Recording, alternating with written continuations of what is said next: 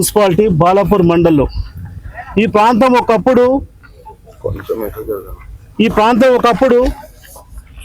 మొత్తం అడవిలాగా ఉంటే ఇక్కడ మేకలు మేపుకొని బలరా కాసుకొని వ్యవసాయం చేసుకునే భూములువి గవర్నమెంట్ భూములు ఉంటే ఈ భూములు అందరూ రైతులు ఉన్నాయి. ఇక్కడ రైతులు అందా దున్నుకొని బతుకుతలు అలాంటి భూమిని గవర్నమెంట్ తీసుకుంది. అంటే గవర్నమెంట్ ల్యాండే బట్ గవర్నమెంట్ తీసుకొని ఎయిర్పోర్ట్ కొంత ఇచ్చింది. కొంత పార్ట్ ఆఫ్ కంపెనీలు వస్తే మన ఏరియాకు కొంచెం జాబులు వస్తాయంటే రైతులు మొత్తం త్యాగం చేసి ఇచ్చారు. దీనికి నష్టపరిహారం కూడా ఇవ్వలేదు చూడన్నా, త్యాగం చేశారు. దీనికి ₹1 కూడా ఇవ్వలే. ఎవరు ఆ రోజు తీసుకుంది ల్యాండ్ అంటే ఆ రోజున ముఖ్యమంత్రి రాజశేఖర రెడ్డి గారు, మన ప్రాంతం ఎమ్మెల్యే సబితా ఇంద్రారెడ్డి గారు హోమ్ మినిస్టర్ ఉండి భయపట్టించి భయాందోళన వేసి అయినా రైతులు ఒప్పుకోరు. నువ్వు రూపాయి ఇవ్వకున్నా సరే మా ప్రాంతానికి జాబులు వస్తాయి, పిల్లలకు జాబులు వస్తాయి, బాగుపడతామని. కానీ ₹1 ఇవ్వలే, భూమి మొత్తం గుంజుకున్నావు, సంతోషం. కానీ పక్కనే మనం చూసినాం రాములవారి టెంపుల్ ఉందా, మీరు అందరం తీసుకొని చూపించిన. ఇగో అమ్మవారి టెంపుల్, పెద్దమ్మ టెంపుల్, అటు మల్లన్న టెంపుల్, ఈ చుట్టూ ఉంటూ పక్కన రంగనాయకుల కాళీ టెంపుల్, అదే విధంగా చెరువు, పక్కన చెరువు, ఈ అన్నిటిని కూడుపుతూడ 50 ఎకరాల పొలం ఎవరికి ఇచ్చిర్రు మన ఎమ్మెల్యే గారిని అడుగుతున్నాం. ఎమ్మెల్యే గారు సూటిగా అడుగుతుంది, భారతీయ జనతా పార్టీ హిందూ సోదరులు అందరూ అడుగుతుర్రు, ఎవరికి ఇచ్చినావు ఈ భూమి? ఒక వర్గానికి ఇచ్చినావు, మైనార్టీ పేరు మీద ఒక 50 ఎకరాలు ఇచ్చినావు. ఇక్కడ ఎకరా 20 కోట్లు ఉంటుంది.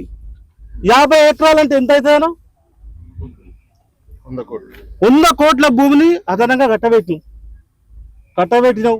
ఎప్పుడు 2009, మొన్న 2023 దాకా తీసి 1000 కోట్ల రూపాయల భూమి ఇచ్చేసినావు.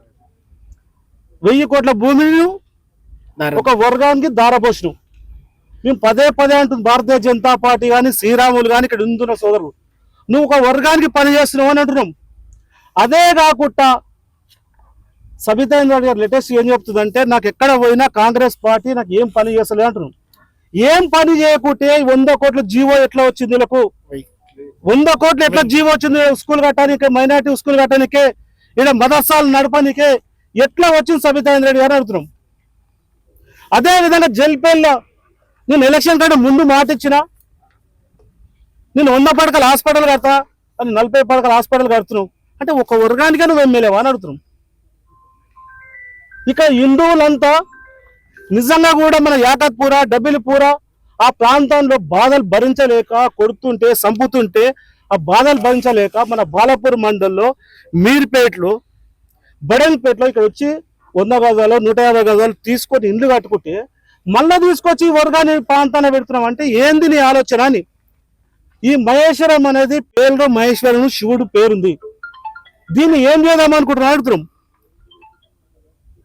సబితా బేగం అని పెడదాం అనుకుంటున్నాం ఈ ప్రాంతానికి. ఇట్లా నేను అంటుంటే కొంతమందికి కుచ్చుకున్నట్టు అనిపిస్తుంది.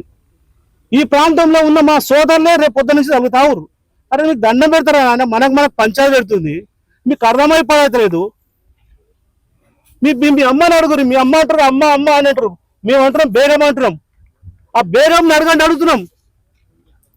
ఈ ప్రాంతంలో భూములన్నీ కొల్లగొడుతున్నావు. ఇదే కాకుండా చెప్తున్నావు. ఎందుకు బేగం అంటే ఒకసారి మీకు చెప్తాను నేనండి. మన దగ్గర మహేశ్వరంలో డబుల్ బెడ్రూమ్ ఇల్లు కట్టినావు, మంకాలో కట్టినావు, సర్దానాలో కట్టినావు. ఎవరు ఆ ప్రాంతంలో అడుగుతున్నాం. ఎక్కడ చార్మినార్ రోడ్డు, ఎక్కడ యాకత్పూర్ రోడ్డు, వాళ్ళకి ఏ సంబంధం ఈ ప్రాంతాన్ని అడుగుతున్నాం. మన ప్రాంతంలో ముస్లింలకు ఇస్తలేదు, బయటికి వెళ్ళి తీసుకొచ్చి ఒక వర్గాన్ని తీసుకొచ్చి పెడుతున్నావు. అదేవిధంగా ఈ ప్రాంతంలో భూములన్నీ తీసుకొని హైదరాబాద్ ఉన్నోళ్ళకి ఇచ్చినావు. ఇంకా హజ్కి ఇస్తారా అంటాడు. అరే మన ప్రాంతంలో టెంపుల్ ఉన్నాయండి, మన తరతరాల ముత్తాతల నుంచి ఎప్పటి నుంచో తెలిసిన దేవతలు ఎవరు? వీళ్ళని కాకుండా ఉన్న చెరువును ధ్వంసం చేస్తున్నారు. ఇది కాకుండా మనం ఏమన్నా సూర్యంగుట్ట ఎల్లమ్మకు భూమి లేదు, అక్కడ రోడ్డు లేదు. మా అమ్మ కానీ మా రోడ్డు చూపి తల్లి, నువ్వు ఎలక్షన్ ముందు మాట ఇచ్చినావు, రోడ్డు ఇవ్వమని అడిగినాం.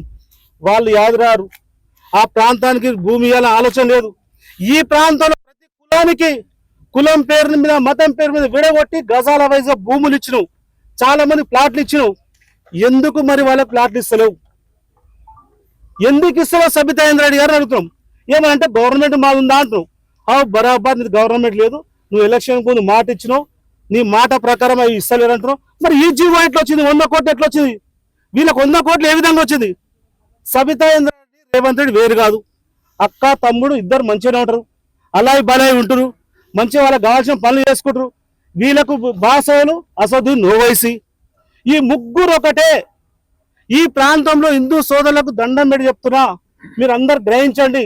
మన ప్రాంతాన్ని మహేశ్వరా అని సబితా బేగంగా ఏమైనా పేరు పెట్టాలనుకుంటే చెప్పు, బహిరంగంగా చెప్పు. భయం ఎందుకమ్మా నీకు?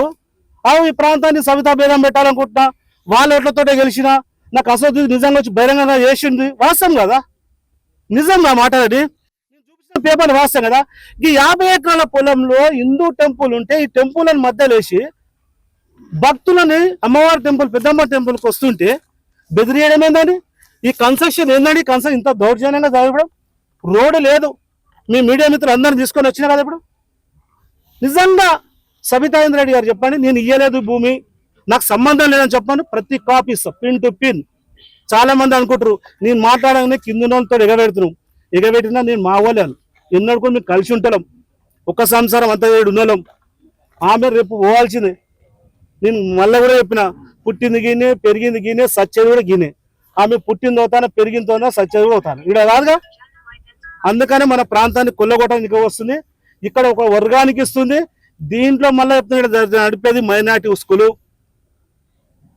ఏందా చెప్పినా కానీ ప్లాట్లు ఏమో చార్మినారు డబ్బులపూరకి వెళ్ళి తెచ్చిచ్చినావు, ఇక్కడ భూమి ఏమో మొత్తం హైదరాబాద్ ఉన్న ఒక వర్గాన్ని తెచ్చిస్తున్నావు. ఇంకో విషయం మీకు తెలుసా, మీ అందరు కూడా పదే పదే చెప్తున్నాం, ఒక్కసారి మీ అందరు తెలుసు, వేరే దేశానికి వెళ్ళి వచ్చి ఏడురానా సబితా ఇంద్రారెడ్డి బేగం అని ఎందుకన్నా ఒకసారి అంచాడు.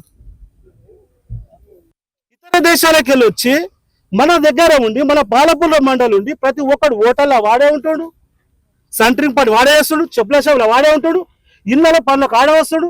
వాడు రేపు పొద్దున ఏడొచ్చి ఏ పొడుస్తాడో తెలియదు. మొన్న డాక్టర్ల ముసుగులు ఎట్లా వచ్చిరన్నా, ఎవరు వచ్చిరన్నా? ఈ ప్రాంతాన్ని కూడా మనం అందరం కాపాడుకుందాం. ఈ ప్రాంతాన్ని మనం కాపాడుకోవాలంటే ఈ బేగంను మనం వెలగొట్టాల్సిందే. ఈ బేగం సమాధానం చెప్తా అంటున్నా. సబితారెడ్డి గారు నిజంగా నీకు శాతనైతే మాట్లాడు, నిజంగా నువ్వు మౌనంగా ఉండవంటే ఇవన్నిటికీ అంగీకరించినట్టే. నీకు శాతనైతే లేదు మాట్లాడడానికి, నాకు తెలుసు. నేను ఒక్క మాట మాట్లాడితే రేపు భారతీయ జనతా పార్టీ ఇంతకు 10 ఇంతలో తీస్తారు నా తప్పులని. ఇంకా చాలా ఉన్నాయి. రోజుకో నీ అవతారం బయట పెడతా, నెలకో అవతారం బయట పెడతా. మొన్న రోడ్డు గురించి మాట్లాడి నిలబడగాలి.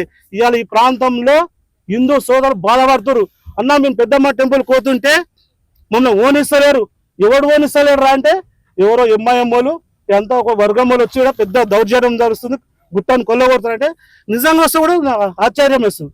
అసలు ఏందని 22గా పేపర్ ఇస్తే 2009లో సబితా ఇంద్రారెడ్డి గారు ఇచ్చారు, 2023 జీవో చేసిపోయింది, 2025లో 100 కోట్లు శాంక్షన్ అయ్యి బిల్డింగ్ శాంక్షన్ అయింది. ఎక్కడన్నా ఎవరికన్నా 100 గజాలు ఇచ్చినావా టెంపుల్కు? ఓ 200 గజాలు ఇచ్చినావా? ఏ టెంపుల్ కానీ ఇస్తా చెప్పు. సూర్యంగుట్ట ఎల్లమ్మ తల్లికి మనం భూమి ఇమ్మని అడిగితే భూమి ఇవ్వవు, లీలాలో మునిగిపోయింది. ఆ ఔటర్ రింగ్ రోడ్ వేస్తాను ఎలక్షన్ కాడ ముందు మాట ఇచ్చినావు, ఏమైందని లేదు. జల్పల్లిలో ఒక ఏమంటారు హాస్పిటల్కు ఎలక్షన్ ముందు మాట ఇచ్చినావు. అదే మీరుపేటలో స్కూల్ ఉండే, మా తల్లి విద్యాశాఖ మంత్రి ఉండే, స్కూల్ ఏమైంది? ఎక్కడ మాయమైంది? పిల్లలు ఎక్కడ ఎత్తుకపోయారు? పిల్లలు లేరు, స్కూల్ లేదు.